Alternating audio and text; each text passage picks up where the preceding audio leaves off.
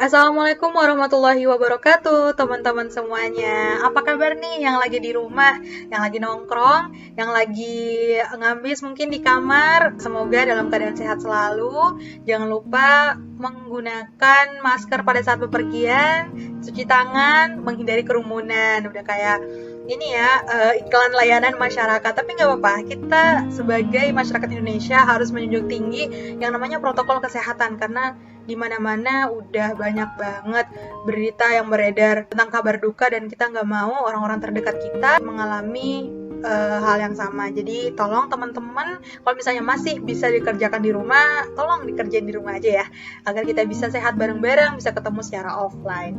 Nah, di video kali ini sedikit berbeda karena video ini merupakan bagian dari hashtag lebih dekat bersama buku yang aku rilis 3 video bersamaan, khusus pada tanggal 24 Juli 2021. Episode kali ini adalah episode pertama. Semoga teman-teman suka, dan jangan lupa like, subscribe, komen. Dan kalau misalnya teman-teman merasa video ini bermanfaat, boleh di-share ke teman-teman yang lainnya, agar manfaatnya nggak nyampe di kamu aja, tapi estafet ke teman-teman yang lainnya. Oke, stay tune terus di videonya. Selamat menikmati episode pertama.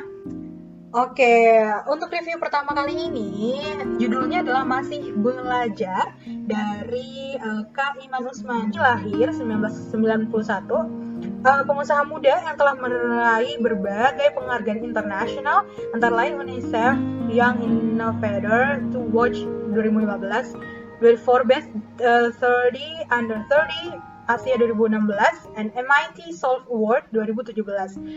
Di dalam buku ini terdiri dari 2 chapter. Yang pertama itu adalah sebuah perspektif. Yang chapter kedua itu judulnya Cerita Iman. Di dalam chapter pertama ini lebih kepada bagaimana sih Kak Iman melihat segala sesuatu itu melalui sudut pandang dari Kak Iman itu sendiri. Dan yang paling menarik ya menurut aku itu adalah dari usia 10 tahun, Kak Iman udah mulai membuka perpustakaan kecil di depan rumahnya dan mengajar pelajaran sekolah bagi anak-anak di sekitar tempat tinggalnya. Terus juga pada saat masuk SMA, sudah mulai mendirikan komunitas anak kritis Indonesia sebagai wadah bagi pemuda di Sumatera Barat untuk mengekspresikan diri, mengembangkan potensi, dan mengkritik fenomena sosial dengan cara-cara yang kreatif. Nggak sampai di situ nih teman-teman, masuk mahasiswa dengan sejuta pengalaman dan juga kemampuan leadershipnya, Kak Iman Usman ini berhasil meraih gelar juara 1 mahasiswa berprestasi utama tingkat nasional tahun 2012 oleh Kementerian Pendidikan dan Kebudayaan RI. Dan gak sampai situ sih teman-teman. Setelah sarjana, Kak Iman ini juga melakukan studinya, magisternya di Columbia University, yaitu dengan lulus IPK-nya itu 3,9. Wow ya. Aduh, keren banget sih. Tepuk tangan dulu dong. Dan kalian sempat mikir gak sih kayak kenapa ya bisa ada orang yang kayak lancar-lancar banget gitu studinya sejak dari umur 10 tahun tadi sampai dengan S2 gitu. Dan itu bertanya-tanya gitu, apa sih yang membuat Kak Iman itu dari umur 10 tahun sampai dengan 2 ini lancar-lancar aja gitu ya studinya. Dan ternyata semua itu dijawab di buku ini, teman-teman. Di sini ada satu kutipan yang sangat bisa menjawab semua pertanyaan kita, yaitu kutipannya kayak gini. Gue ingin meninggalkan dunia yang gue tempati dengan kondisi yang lebih baik daripada ketika gue datang. Nah, dari sini kita udah tahu nih, oh ternyata motivasi dari Kak Iman Usman untuk melakukan segala sesuatu itu dengan perfect itu karena dia ingin meninggalkan dunia dengan kondisi yang lebih baik daripada ketika dia datang gitu. Dan nggak sampai di situ teman-teman, buku ini juga mengajarkan tentang habit nih. Nah, habit kayak gimana sih yang dituliskan oleh Kak Iman Usman ini? Ada 5 nih teman-teman. Yang pertama, belajar untuk mengenali siapa kamu. Kamu ingin menjadi sosok yang seperti apa? Terkadang kita tuh terlalu fokus ya untuk menjadi kayak apa. Kita jarang merenungi kita tuh mau jadi siapa. Simpelnya, kita kalau ditanyain gitu, mau jadi apa? Gitu. Terus jawabnya mau jadi pengusaha. Tapi kita tuh kayak yang apa ya? Masih bingung gitu. Pengusaha yang kayak gimana? Pengusaha yang usahanya berdampak luas kepada lingkungan, menengah kah, atau pengusaha yang punya integritas tinggi kah, atau pengusaha yang kayak gimana gitu. Nah itu juga perlu untuk kita ketahui, karena untuk lebih mengenal diri kita itu sendiri itu banyak banget manfaatnya. Itu bisa jadi moral kompas untuk kita sendiri. Kalau misalnya kita ada di tengah jalan nih, terus kita bingung gitu, mau ke kanan apa mau ke kiri apa mau lurus. Tapi kalau misalnya kita udah punya moral kompasnya, nah kita bisa tahu gitu, kita mau pilih jalan yang kayak gimana selanjutnya. Yang kedua, belajar untuk mengenali apa yang kamu inginkan. Lagi-lagi tentang diri kita ya, belajar untuk mengenali apa yang kamu inginkan. Coba deh kita bayangin, simpelnya tahu deh target kita kayak gimana. Contohnya kayak gini, rumah kamu tuh misalnya taruhlah kayak rumah A gitu kan, terus pengen ke rumah doi gitu, rumah B. Sini artinya target tuh rumah B gitu. Nah setelah mengetahui target kita, artinya kita udah tahu dong berjalan dari A ke B itu kayak gimana.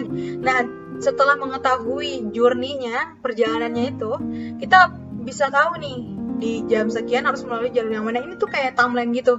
Setelah kita mengetahui targetnya, kita dengan mudah untuk membuat sebuah timeline. Dan timeline ini akan terus membuat kita berprogres 1% setiap harinya ya. Karena kalau misalnya kita jalan terus aja, nggak ada tujuan, kita nggak tahu. Kita nggak bakalan tahu kita udah nyampe mana. Yang ketiga adalah tidak menyalahkan kondisi, orang lain, ataupun diri sendiri.